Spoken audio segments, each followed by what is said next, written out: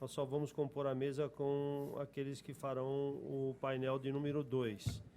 À minha direita está o nosso querido Marcelo Vieira, que é o presidente do Grupo de Estudos Tributários Aplicados GETAP, não é? Que já fez a sua apresentação. À minha esquerda está o Rogério Júnior de Holanda Melo, que é professor... Roque, perdão. Rogério está do meu lado direito, Rogério Vergara. O professor Roque Júnior... Roque Júnior é nome de jogador de futebol, hein, doutor? Do nosso time adversário ainda, hein? Isso que é pior, hein? Embora tenha integrado a seleção brasileira, jogou no nosso adversário. E também, como eu disse, à minha direita, Rogério Vergara. Vamos começar com o Marcelo. O Marcelo já teve o seu breve currículo aqui relatado e vamos já cuidar desses aspectos negociais da contratação da fiança bancária e do seguro-garantia, os custos e os riscos envolvidos. Com a palavra, o doutor Marcelo. Muito obrigado, presidente. Para esse segundo painel, a ideia me coube a apresentar aspectos gerais da fiança bancária. Eu pretendo gastar menos tempo, porque eu acho que eu tenho dois ilustres colegas aqui que sabem muito de seguro-garantia, e a minha ideia é deixar o maior tempo possível para esclarecer o produto seguro-garantia, uma vez que a fiança bancária, já é um produto bem consolidado. Mas, em linhas gerais, a fiança, né, não é novidade, é um instituto que existe desde o direito romano, né, como o professor Carmona falou, que o credor que não pagasse ficava com um pedaço do dedo, né, ou da perna, e a fiança já existia, né, o fiador, o instituto, a pessoa do fiador já existia desde o direito romano. A questão da fiança foi introduzida no nosso Código Civil de 16 e permanece no Código de 2002, no artigo 818, 819, mas basicamente 818, que trata, né, que o contrato de fiança, uma pessoa garante satisfazer ao credor uma obrigação assumida pelo devedor, caso esse não a cumpra. Ou seja, o fiador, né, ele responsabiliza-se pelo afiançado, ele assume a obrigação com o credor e ele responde com seus bens patrimoniais pessoais, caso não haja o pagamento do débito. Em relação à fiança bancária, ela, no âmbito, né, da Lei de Execuções Fiscais, ela tem uma série de regulamentações e uma série de previsões nos seus diversos institutos, seja do mercado financeiro, seja da própria Lei de Execuções Fiscais ou da Lei do Código de Processo. Então, temos, na Lei de Execuções Fiscais, o artigo 7º, 9º, no CPC, o 656, a previsão na portaria da Procuradoria da Fazenda Nacional e diversas procuradorias, portarias estaduais, regulamentações específicas para o mercado financeiro do Bacen e do Conselho Monetário Nacional, que é uma resolução 2099. Em relação à Lei de Execuções Fiscais, o devedor, como é sabido, ele pode apresentar em oferecimento à execução, a garantia da execução, a fiança bancária ou seguro-garantia. Ambos, como colocado pelo professor Carmona, no mesmo nível sem gradação, no mesmo nível de liquidez e no mesmo nível de garantia. Né? Não há uma prevalência entre seguro-garantia ou a carta-fiança. E a garantia, por meio de depósito a garantia da execução, por meio de depósito em dinheiro, fiança bancária ou seguro-garantia, produz os mesmos efeitos da penhora. Essa parte processual também foi coberta com brilhantismo pelo professor Carmona. A Procuradoria da Fazenda Nacional recepcionou o Instituto da Fiança Bancária através da Portaria 644 de 2009, que também reconhece que a fiança é instrumento hábil para garantir os débitos inscritos em dívida da União, tanto em processo de execução fiscal quanto em processos e parcelamentos administrativos. E no âmbito financeiro, né, do Banco Central, basicamente, a fiança bancária ela é considerada uma operação ativa de crédito e ela tem que respeitar os limites de Basileia 1 e Basileia 2, que basicamente requerem a provisão de 100% do risco em balanço patrimonial. Apenas para aqueles que não têm uma familiaridade, né, com o conceito do que é a Basileia foi um acordo, né, a Basileia I, celebrado em 1988, que basicamente buscou definir os mecanismos de mensuração dos riscos de crédito e exigência de capital mínimo para suportar os riscos, né, do mercado financeiro. Ele estava dentro, né, do Banco de Compensações Internacionais do BIS, representado pelos países do G10, e ele busca, né, todos os institutos da Basileia, já estamos na Basileia III, mas são os acordos que buscam reforçar a solidez do mercado bancário internacional. Então, através da Basileia I e da Basileia II, que o mercado financeiro brasileiro recepcionou, tem as regras pelas quais as instituições financeiras, os bancos comerciais, os bancos múltiplos devem observar em relação às suas exposições e aos seus riscos em relação ao seu balanço patrimonial.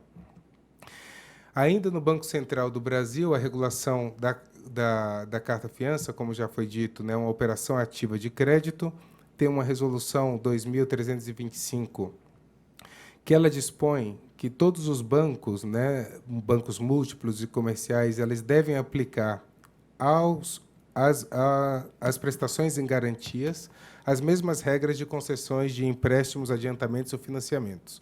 Ou seja, quando um banco empresta um dinheiro, ele faz um financiamento, ele tem toda uma regra de reconhecimento deste empréstimo e do risco dentro do seu balanço. E, da mesma forma, essa mesma regra é aplicada quando um banco oferece uma garantia. A circular 3644, ela já traz o que se chama fatores de conversão de crédito, ou seja, é o valor que o banco, né, estou tentando traduzir numa linguagem mais fácil, quando o banco ele faz uma operação de crédito, ele deve reconhecer no seu balanço uma certa provisão. E essa provisão de risco ela vai depender do produto que ele está emprestando, né? Ou seja, se ele empresta 100, ele tem que reconhecer 20% como uma reserva, como uma provisão, em operações vinculadas ao comércio internacional de exportação. Se ele empresta em operações garantias, né, para garantias de desempenho, ou seja, licitações ou obras de execução, ele tem que fazer uma provisão de cerca de 50% daquela garantia no seu balanço para garantir, né, a liquidez. E a carta-fiança, a fiança bancária, ela não tem um regramento específico, então ela cai na regra de exceção, que são 100% nos demais casos. Por isso que o professor Carmona também comentava que quando um banco empresta ou emite uma carta-fiança, ele compromete o seu balanço no mesmo valor do montante da carta-fiança, né? Porque ele cai nesta regra do 3644, da circular 3644. Então, sobre o aspecto de liquidez, falando sobre a carta-fiança, para cada R$1 afiançado, a instituição bancária deverá comprometer o mesmo R$1 da sua exposição de risco, tirando isso do seu balanço e, consequentemente, tendo a rentabilidade, né, daquele produto vinculada àquele valor que foi comprometido, né? Esses são os aspectos gerais, né, em relação à carta-fiança. Como eu disse, é um instituto mais conhecido, mas eu acho que a principal ideia de trazer aqui para os senhores é mostrar uma pesquisa que nós estamos conduzindo no âmbito do GETAP. Encerramos o ano de 2013, ainda estamos fechando de 2014 e 2015. A ideia é publicar esse estudo sobre o valor do crédito tributário, quanto tem sido defendido, né, pelas empresas no âmbito do GETAP. Aqui não são todas as empresas do GETAP, mas só algumas, cerca de 40 empresas, basicamente, participaram desse estudo. Mas o interessante é que de um crédito tributário em discussão de 48 bilhões de reais, cerca de 13 bilhões estão garantidos com carta-fiança e somente 2 bilhões com seguro-garantia, para os senhores perceberem que o seguro-garantia ainda é tímido na prestação de garantia em execução fiscal. Só que o interessante é verificar que o custo médio da carta-fiança é cerca de 1,3%, e o custo médio da seguro-garantia é de 0,93%, o custo de contratação. Ou seja, a carta-fiança ela representa 41% a mais, né, superior o custo de contratação de uma carta-fiança. Para as empresas, considerando que o produto tem a mesma segurança para a Fazenda Nacional, a mesma segurança em termos de garantia do crédito, as empresas estão pagando aí um custo muito grande, e por isso esse movimento de substituição de carta-fiança por seguro-garantia, por uma menor ônus, né, na execução. E outra questão interessante também é como isso flutua de setores, né? Ou seja, em muitos casos, o setor petroquímico ele paga 30% a mais quando se contrata uma carta-fiança vis-à-vis o seguro-garantia, mas na mineração chega a ser a 200%. Ou seja, o custo da carta-fiança é 200% maior do que o custo de seguro-garantia. E por quê? Porque quando a seguradora avalia uma empresa mineradora, ela deve estar avaliando, e nossos colegas devem comentar, deve estar avaliando o risco daquela empresa, devem estar avaliando toda a questão, a possibilidade daquela empresa pagar e, consequentemente, o valor do custo daquele seguro é menor. Enquanto o seguro, a fiança bancária, o banco ele tem aquele produto vinculado, né, mais ou menos uma commodity, ele tem um custo fixo, que hoje em dia chega a 1,5%, 2%.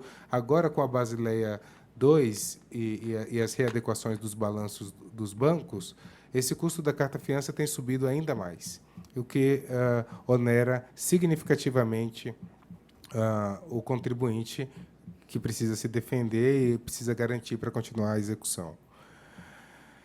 Eu sei que não se pode comparar, né, carta-fiança com seguro, carta-fiança com seguro garantia. O Rogério está aqui do lado para dizer, são dois institutos distintos, mas eu queria traçar paralelos, né, que eles podem comentar nos painéis seguintes, e isso vai ficar de maior esclarecimento.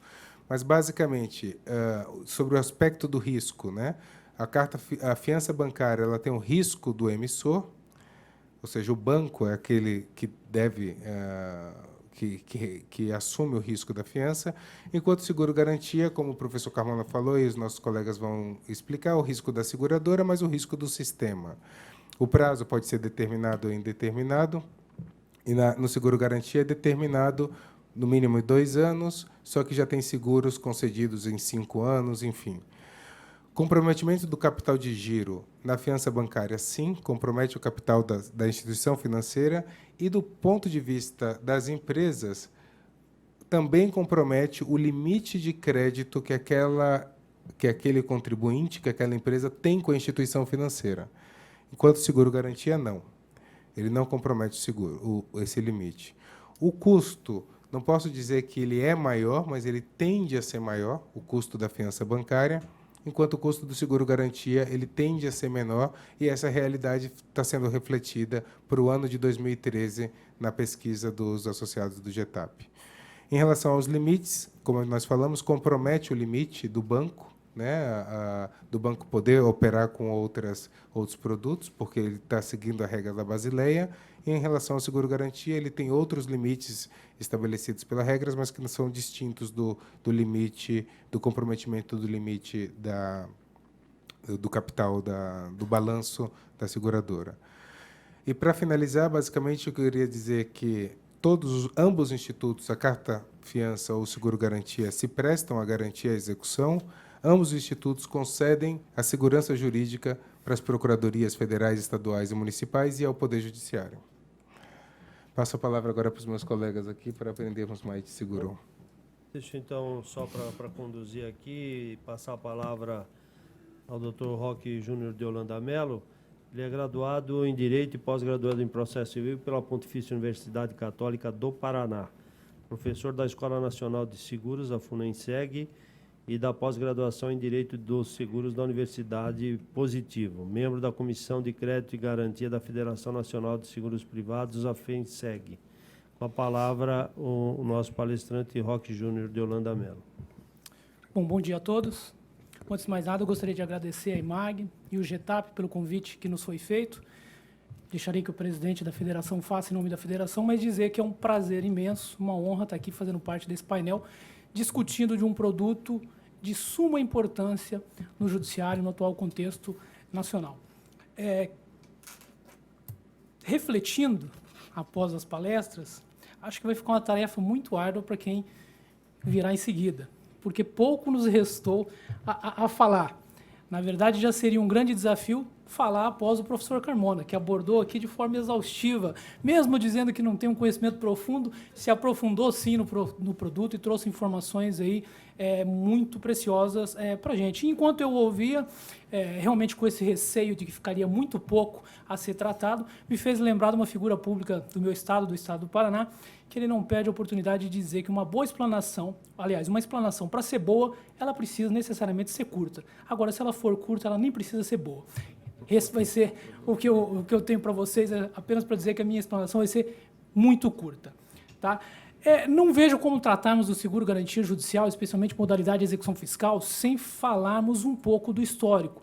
Não quero ser chato, como já antecipou o professor Carmona, não vou dizer com profundidade de cada um desses institutos, mas eu diria que é muito importante nós tratarmos desse instituto dizendo que nos últimos 13 anos, eu diria que a última década foi a década dedicada ao seguro-garantia judicial, tanto sob o ponto de vista normativo como sob o ponto de vista legal. Apenas para nós termos uma ideia, foram 3 circulares da SUSEP, Superintendência de Seguro Privado, a tratar o tema. Foram 2 portarias editadas pela Procuradoria-Geral da Fazenda Nacional, foram 2 alterações, ou seja, pegando carona nas reformas do Código de Processo Civil, inclusive a recente, 2 artigos específicos trataram sobre seguro-garantia judicial e tivemos também recentemente, em novembro de 2014, a alteração da Lei de Execuções Fiscais. Isso sem falar das dezenas de portarias editadas pelas procuradorias estaduais. Quer dizer, um assunto que vem sendo tratado, eu diria que não vem sendo tratado, ele vem sendo lapidado ao longo do tempo. Sob o ponto de vista das portarias, 2002, a portaria 214 foi ali que surgiu sobre o âmbito da SUSEP, a primeira notícia, a primeira vez que constou o produto, o seguro-garantia judicial como um produto padronizado. Em 2003 repetiu esse texto, mas ainda assim estávamos tratando de um momento muito incipiente. A resistência do judiciário era muito grande, não sem razão, preciso frisar. Realmente, a primeira portaria que tratou do tema tratou de uma forma muito objetiva, deixando realmente a desejar, especialmente sob o ponto de vista de segurança jurídica. Em 2006, sim, nós tivemos a primeira lei ordinária a tratar do assunto, a reforma do Código de Processo Civil trouxe, então, no artigo 656, parágrafo 2º, aí sim, a possibilidade de se utilizar o seguro-garantia judicial como uma forma de caução processual idônea. Sem dúvida nenhuma que a resistência do judiciário começa a diminuir, posto que agora o produto está definitivamente vinculado por uma lei. Mas ainda assim a resistência é grande. Em 2009 nós temos então a grata surpresa de termos a primeira portaria editada pela Procuradoria-Geral da Fazenda Nacional regulamentando a aceitação do produto no âmbito das portarias. O professor Carmona já antecipou dizendo a opinião dele, a qual comungo, de que é uma portaria cogente, ao menos sob o ponto de vista do que diz respeito aos procuradores. Ou seja, eles deveriam necessariamente utilizar daquele arcabouço para aceitar, sim, o seguro-garantia, a modalidade, desde que respeitado todos os requisitos ali tratados.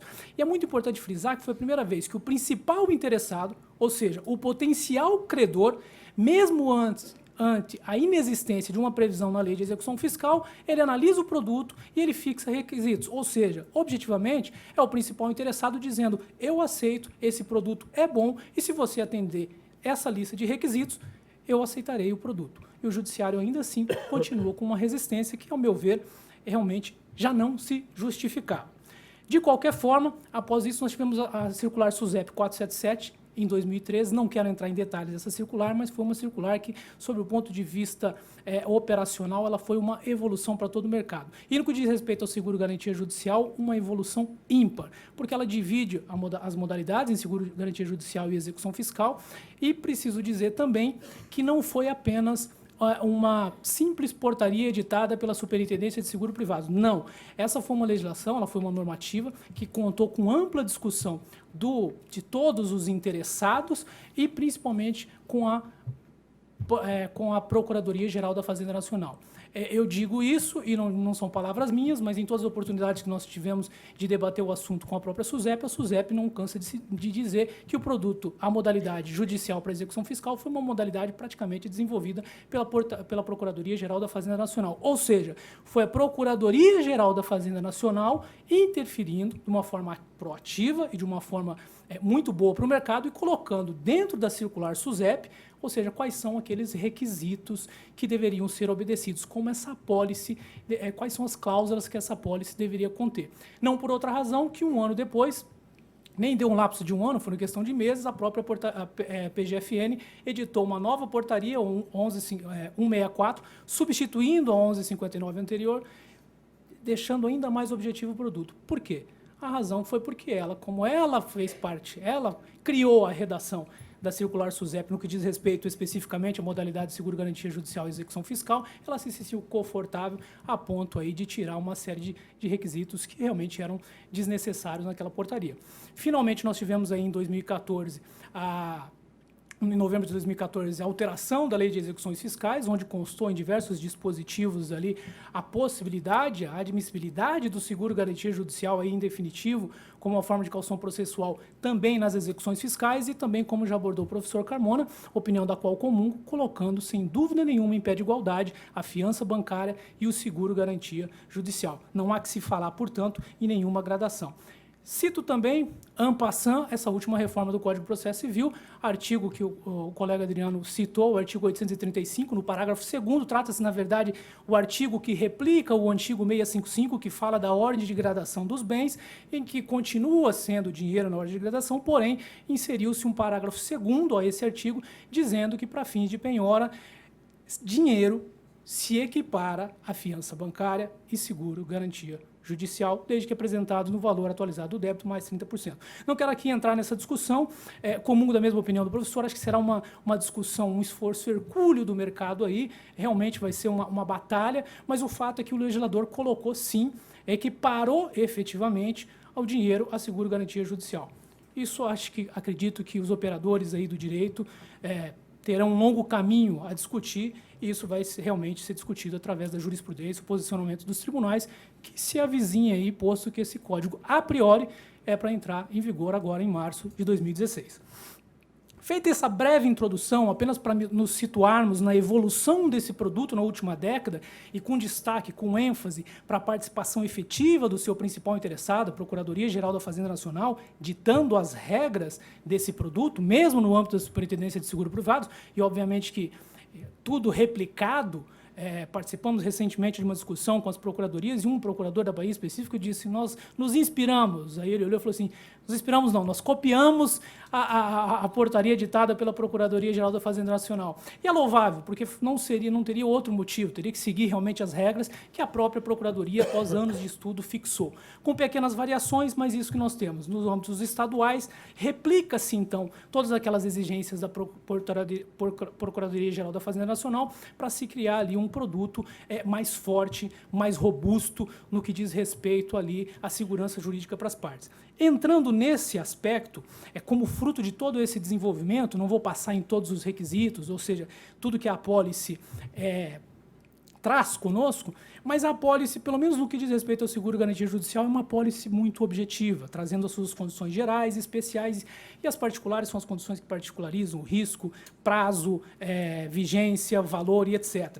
Mas dentro dessas condições é obrigatório ter, estou falando de uma apólice para cobertura de execução fiscal, ou seja em nível de PGFN, respeitando a PGFN, ou as respectivas portarias nos estados em que serão apresentadas, ela é uma apólice que ela traz a segurança de que o processo será garantido até uma decisão final. Isso porque, passo novamente de uma forma muito rápida, o professor Carmona já abordou, isso porque, muito embora emitida pelo prazo mínimo de 2 anos, essa garantia deverá necessariamente ser prorrogada 60 dias antes do prazo de vigência, sob pena de restar caracterizado no sinistro. Haverão 2 únicas possibilidades em que a seguradora poderá não efetuar a renovação dessa apólice. Caso não houver mais risco a ser coberto, ou seja, o processo final findou se houve o pagamento espontâneo ou mesmo o tomador acabou vencendo esse processo judicial, ou se apresentada uma nova garantia, desde que aceita pelo juízo e pela procuradoria. Nesse caso, também não teríamos um risco. Fora dessa hipótese, a apólice deverá necessariamente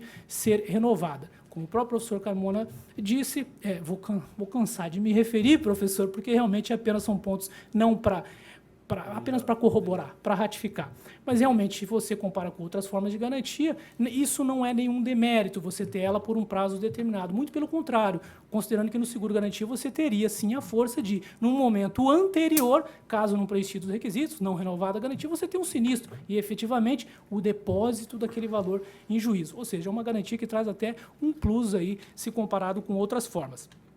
Caracterização do sinistro, ou seja, não renovada essa apólice, independente de solicitação, por isso aqui tem mais não digo um atenuante, mas algo que traz uma força ainda mais para o produto, a seguradora precisa sim acompanhar esse risco, precisa estar acompanhando o processo, porque independente se o tomador fizer um pedido para renovar ou não, 60 dias antes do final da vigência, ela tem que renovar essa apólice. Caso contrário, estará sujeita a receber uma notificação de sinistro e para depositar essa quantia em juízo. Sobre o ponto de vista de garantia, especificamente, do processo, né, nós temos algumas formas de garantia que realmente o bem se deteriora ao longo do tempo ou não acompanha as atualizações. Isso não ocorre com o seguro-garantia judicial. Quer seja porque, de acordo com o artigo 656, parágrafo 2º do Código de Processo Civil, a exigência de ser apresentado o seguro-garantia com 30% a mais do débito atualizado, quer seja porque, de acordo com a Portaria Geral da Fazenda Nacional, esse débito, aliás, a apólice deve constar também um índice de atualização, e que, no caso, deve ser o mesmo índice de atualização dos débitos ativos inscritos da União, ou seja, a taxa Selic, variando de estado para estado, mas a obrigação é a mesma. Portanto, a apólice ela terá um saldo, um valor suficiente para cobrir todos os custos do processo, todos os valores que devem ser depositados ao final do processo. Também, atendendo aos anseios, principalmente do potencial credor, seja a Procuradoria-Geral da Fazenda Nacional, dos estados ou dos municípios, há também uma previsão expressa na apólice de que a apólice poderá ser executada caso não seja os recursos, os embargos ou apelação, não sejam recebidos também no efeito suspensivo. Portanto, haverá essa prerrogativa por parte das procuradorias, do potencial credor, de exigir a execução da apólice caso esses recursos não sejam recebidos no efeito suspensivo. E, no que diz respeito à apólice em si, ela traz, na minha opinião, maior segurança para o executado. Por quê? O executado, além de você contar com uma apólice que ela vai ficar vigente necessariamente até o final do processo, há também um outro dispositivo na apólice que diz, ainda que haja controvérsia sobre o ponto de vista processual, não quero entrar nesse nível de discussão aqui, mas há uma disposição específica que diz que, em caso de sinistro, se a seguradora não honrar, não efetuar o depósito do valor a que está obrigada, contra ela seguirá a execução nos próprios autos. Portanto, é a única forma de garantia, a única que exige uma prerrogativa, ou seja, que exige uma força tal. Diria até que seria um pouco inócua, porque se partimos para a prática, obviamente, que se a seguradora não efetuar o depósito no prazo que lhe foi conferido, as suas contas serão penhoradas imediatamente, posto que até por uma questão de solvabilidade e, de acordo com os requisitos ditados pela SUSEP, a seguradora deve manter aí um volume razoável de aplicações financeiras, até mesmo para fazer frente aos eventuais sinistros que enfrentará. Essa seria, na verdade, o que nós temos de uma forma muito objetiva, a apólice que nós temos hoje, a segurança jurídica que ela traz para as partes. Certo? Eu diria que mais do que essa segurança jurídica, toda essa evolução legislativa e normativa, no que nós acabamos de falar de uma forma muito rápida, ela acabou também rompendo com alguns óbices que foram criados ao longo do tempo.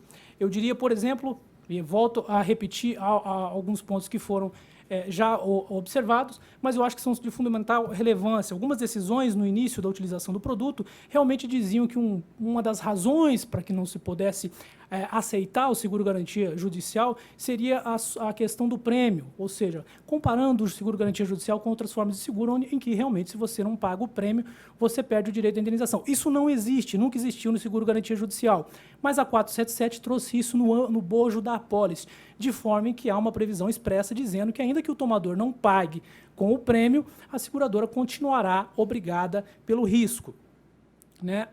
Há também a vigência inferior à duração do processo, também já passamos aqui várias vezes, muito embora seja um prazo de no mínimo 2 anos, a renovação ela é obrigatória, sob pena de sinistro, e a possibilidade de apresentação também imediata da garantia. Isso logo no início do produto, alguns julgados dizendo que não, a previsão do 656, parágrafo 2º, é no sentido de substituir garantia. Ora, não precisa uma explanação tão longa e a jurisprudência rapidamente já reconheceu essa falha, dizendo que não, até pelo princípio da economia processual, se você pode substituir, obviamente você pode apresentar a garantia desde o início. E a questão de você poder utilizar ela também para suspender, para suspensão da exigibilidade do crédito tributário. Algo que no início realmente causa um impacto muito grande, posto que, de acordo com o Código Tributário Nacional, artigo 151, inciso 1º, realmente só suspende a exigibilidade do crédito tributário nacional o depósito do valor em dinheiro, e essa informação já foi consolidada, esse posicionamento é consolidado pelo Superior Tribunal de Justiça, dizendo que não há outra forma de garantia que suspenda a exigibilidade do crédito tributário, porém, o mesmo artigo 151 do CTN trata no seu inciso 5º que pode também conferir a suspensão da exigibilidade do crédito tributário às liminares proferidas em mandado de segurança ou tutela antecipada, conforme o caso, desde que o juiz esteja convencido dos requisitos que estão presentes, os requisitos das respectivas ações, ou mandado de segurança, no caso, ou uma ação ordinária. Nesse caso, o juiz, via de regra, ao conceder a liminar, ele vai pedir uma garantia ad cautela. E, nesse caso, você poderá, sim, apresentar o seguro-garantia. Portanto, de forma indireta, e não em substituição ao depósito, o seguro-garantia judicial também é utilizado para suspender a exigibilidade do crédito tributário. E, finalmente, quero abordar de uma forma bem objetiva, tratar das vantagens desse produto. Acho que já tratamos de forma exaustiva, não quero ser repetitivo, teriam outros pontos, mas os pontos foram todos já, de uma forma brilhante, abordados. Eu queria dizer que ele tem, primeiro, como já foi dito pelo Dr. Marcelo, um custo muito inferior comparado com todas as outras formas de garantia. E nesse ponto já tivemos a apresentação que trouxe para nós, inclusive, os números. Isso tem um significado muito importante sobre o ponto de vista do tomador. Isso mexe consideravelmente no seu bolso, nos seus recursos, e isso deve ser levado em consideração. Mais que isso, me leva necessariamente à próxima... o próximo requisito que acho essencial, a próxima vantagem. Ele é, sem sombra de dúvida, a forma de garantia, na minha opinião, que atende de forma mais harmônica o princípio da efetividade e da menor onerosidade para o tomador. Não representa, já foi dito tanto pelo professor Carmona como pelo Dr. Marcelo, não representa ônus ao limite operacional do banco. Não vou tratar desse ponto, já foi tratado de forma exaustiva. Mas também não representa ônus ao limite de crédito do tomador frente à instituição financeira. Assim como as instituições financeiras possuem um limite de operação, o tomador também, as empresas também possuem um limite de crédito a ser tomado junto às instituições financeiras. Significa dizer, se a empresa está extremamente tomada no que diz respeito à fiança bancária, por exemplo, ela vai ficar sem crédito, por exemplo, para utilizar formas de financiamento que possam alavancar, que possam investir na sua produção. Isso é deletério para a empresa. Isso não ocorre com o seguro-garantia. O seguro-garantia não toma o limite operacional do banco e também não toma o limite de crédito do tomador. Isso está ocorrendo até um movimento que parece engraçado, mas, enfim, ele ocorre na prática hoje. As instituições financeiras estão, sim, optando por sugerir para os seus tomadores que migrem para o seguro-garantia. Não tem almoço grátis. Isso ocorre na prática. E por quê? Se eu sou uma instituição financeira e tenho hoje um volume considerável de fiança bancária emitida, ou seja, um volume considerável financeiramente exposto, meu lastro, consequentemente, está diminuído para fazer outros tipos de operações financeiras. Ora, estamos num momento no nosso país, e não vamos falar sobre nossa crise política ou financeira, mas em que o dinheiro, tempo é dinheiro e dinheiro é algo precioso. Ora, seria muito mais razoável que ela se desfizesse dessas fianças bancárias, de modo a aumentar o seu lastro financeiro, podendo fazer outras operações financeiras muito mais rentáveis. Portanto, esse é um movimento que ocorre na prática hoje, atualmente.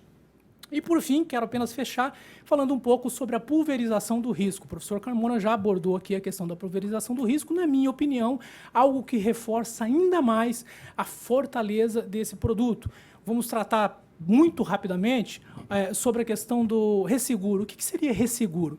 Toda operação de seguro que é firmada, a responsabilidade sobre parcela daquele valor, um valor de exposição, o valor que está sendo garantido, ele fica com a seguradora. E a seguradora, necessariamente, numa operação que chamamos resseguro, ela passa parte desse risco para os seus resseguradores.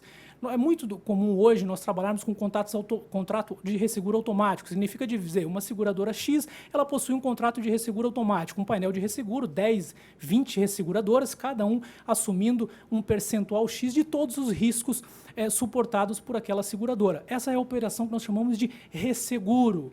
E nós temos também a operação de retrocessão, que seria o resseguro do resseguro. Ou seja, uma seguradora X emite uma apólice de seguro-garantia judicial de 100 milhões de reais. Apenas uma pequena parcela desse risco efetivamente fica com a seguradora.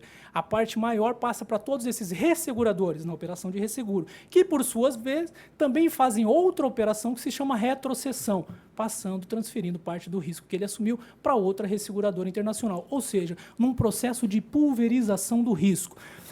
Nós tivemos, o professor Carmona já disse, o IRB deteve por 470 anos aí a exclusividade, um monopólio no que diz respeito ao resseguro no Brasil. Hoje não há mais o monopólio do IRB. Portanto, existe ainda o IRB com uma força, uma expressão muito grande no cenário de seguro nacional, mas existe todos os resseguradores internacionais, ou a maioria deles, atuando com expressão no Brasil. Além de nós termos essa pulverização nesse contrato de resseguro, nós temos também a figura do cosseguro, que seria quando? Seria quando a garantia é de tal ordem expressiva em que duas ou mais seguradoras se unem para suportar aquele mesmo risco. Então, vocês imaginam que seria duas seguradoras com seus painéis de resseguro e assim por diante, ou seja, com toda essa estrutura de pulverização, suportando determinado risco.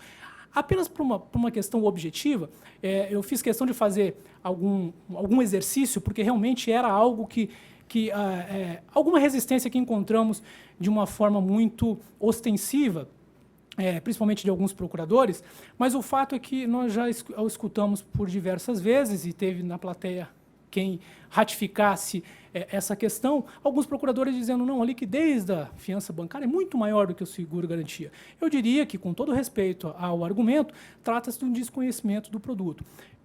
Além de todo esse desenvolvimento de raciocínio que fiz sobre o ponto de vista normativo, técnico do seguro-garantia, pedi fizemos uma análise em termos de números, e apenas para os senhores terem uma ideia, não vou citar o nome da seguradora, mas todas as seguradoras possuem resseguros automáticos, tomando por base o ano de 2014 já encerrado, e esses números são públicos, por isso eu não tenho problema em divulgar, mas a soma do patrimônio líquido das 4 maiores instituições financeiras do Brasil soma 102,5 bilhões de dólares. Os senhores sabem, é de conhecimento de todos, quais são as 4 maiores instituições financeiras do Brasil. Não importa a crise política ou financeira que estejamos vivendo, acho que nós podemos concordar de que seria muito difícil que uma dessas 4 instituições financeiras quebrasse hoje no Brasil. Então, para não usar impossível, vamos dificultar um pouco mais. Seria muito difícil que as 4 instituições financeiras quebrassem ao mesmo tempo no Brasil. Estamos falando de um patrimônio líquido somado de 102,5 bilhões de dólares. Pedi para tomar por base, então, um único painel de resseguro, ou seja, tomamos uma seguradora em específico e o painel de resseguro dela, somando o patrimônio líquido dos seus resseguradores, 125,5 bilhões de dólares. Portanto, só para fazer um exercício prático do que seria essa diferença dessa capacidade de pagamento de liquidez. Acho que seria isso. Foi muito, para mim foi um prazer estar aqui, mas acho que eu tenho que ser breve porque os palestrantes que me antecederam abordaram o tema com perfeição e exaustividade. Eu só queria trazer de forma bem objetiva para vocês como funciona hoje, como é o seguro-garantia judicial hoje e como ele funciona na prática. Obrigado.